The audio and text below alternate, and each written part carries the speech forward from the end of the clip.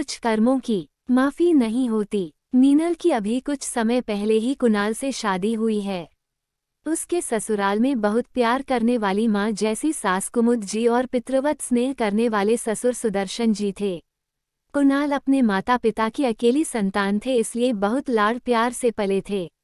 मगर कुमुद जी बहुत अनुशासन प्रिय है, इसलिए कुणाल भी बहुत सुलझे और समझदार पति है।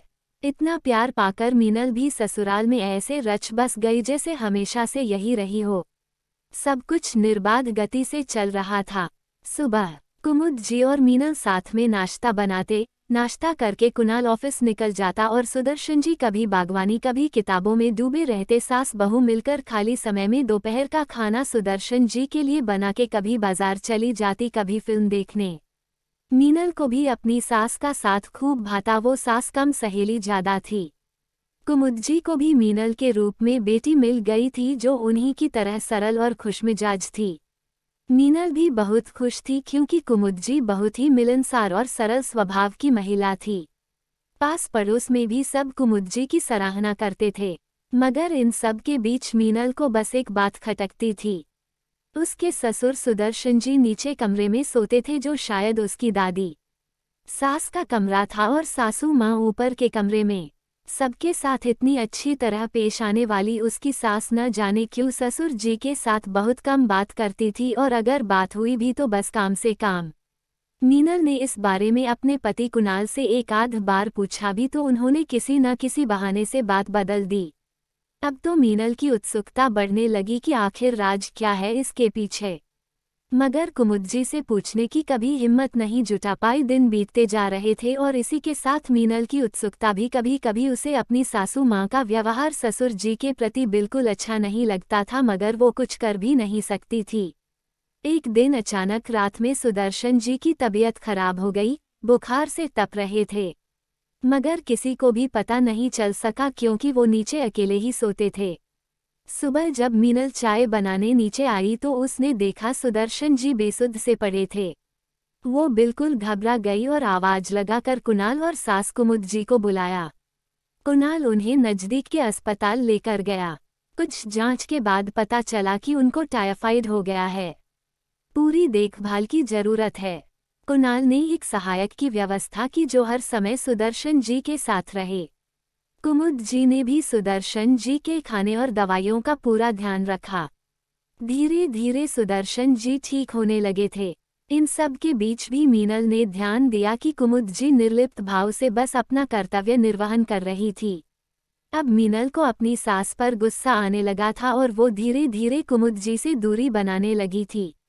कुमुद जी भी सब समझ रही थी तो उन्होंने एक दिन मीनल को अपने कमरे में बुलाया और उसकी बेरुखी की वजह पूछी। मीनल ने भी साफ साफ सब बोल दिया। कुमुद जी कुछ देर तक चुप रहने के बाद बोली, तुम आज के सुदर्शन को देख रही हो जो अशक्त हो चुके हैं और अक्सर खामोश रहते हैं। मगर ये हमेशा से ऐसे नहीं थे। मैं भी अपनी सास की इकलौती बहू थी और इनकी दो बहनों की इकलौती भाभी। मगर इन लोगों ने मुझे कभी घर का सदस्य समझा ही नहीं। इनके लिए मैं काम करने की मशीन थी, एक ऐसी नौकरानी जिसे कभी पगार भी नहीं देनी पड़ती थी और जब तब चार बातें सुना दो। सुदर्शन जी हमेशा से अपनी माँ के कमरे में ही सोते थे। बस अपना पति धर्म निभाने ही कमरे में आते थे और थोड़ी देर में वापस। कभी उन्होंने रुकना भी चाहा तो माँ जी तूफान खड़ा कर देती थी। कभी उनकी सांस रुकने लगती थी, कभी भूत दिख जाता, कभी कुछ और कभी अगर मैं बीमार भी पड़ी तो ये सिर्फ दवा देने और खाना पहुंचाने आते थे और हमेशा सुनाते कि पता नहीं कैसी बीमार बेटी दे दी है। अपने माँ बाप के मायके जाने को तरस जाती थी मैं, क्योंकि मेरे जाने के बाद खाना कौन बनाता। शुरू शुरू में मैं बहुत रोती थी मगर उसका किसी पर कोई असर नहीं पड़ा। इसी बीच कुणाल का जन्म हुआ और तब मेरे अंदर जीने की ललक फिर से जगी और मैंने तभी तय किया कि कुछ भी हो जाए मगर मैं अपनी बहू को हमेशा अपनी बेटी बनाकर रखूंगी।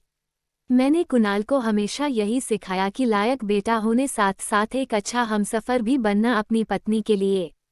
तुम्हारी शादी से बस 2 साल पहले ही तुम्हारी दादी सास का देहांत हुआ है और तब तक तुम्हारे ससुर अपनी माँ के साथ ही रहे। अब तुम शायद समझ सकती हो मैंने कितना कुछ सहा है और अब पत्थर हो चुकी हूँ।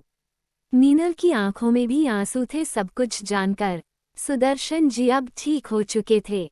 एक दिन सब साथ बैठकर चाय पी रहे थे तो सुदर्शन जी ने कुमुद जी से कहा, कुमुद मैं तुम्हारा गुनाहगार हूँ, मैंने कभी भी तुम्हारे प्रति अच्छा व्यवहार नहीं रखा। माँ का अच्छा बेटा बनते बनते तुम्हारे साथ नाइंसाफी करता गया। जीवन की इस बेला में मैं तुमसे माफ़ी मांगना चाहता हूँ ताकि मेरे मन का ये बोझ उतर सके। अपने किए पर बहुत शर्मिंदा हूँ और अब पश्चाताप करना चाहता हूँ। जीवन की इस संध्या बेला में तुम्हारा साथ चाहता हूँ। कुमुद जी ने भरी आंखों और रुंधे गले से बस इतना ही कहा, तुमने बहुत देर कर दी सुदर्शन ये समझने, अब मुझे उन बातों से कोई फर्क नहीं पड़ता, मगर तुम ये हमेशा याद रखना कि कुछ बातों की, कुछ कर्मों की कोई माफ़ी नहीं होती। तुम्हारा ये पश्चाताप अब मुझे मेरे पुराने दिन कभी वापस नहीं दे सकेगा और ना ही मेरे जख्मों को भर सकेगा। ये कहकर कुमुद जी वहां से उठकर चली गई और सुदर्शन जी उन्हें जाते हुए बस देखते ही रहे। दोस्तों, आपके ख्याल से क्या कुमुद जी का कहना सही है? क्या सच में कुछ कर्मों की माफ़ी नहीं होती? अपने विचार कमेंट में अवश्य लिखें।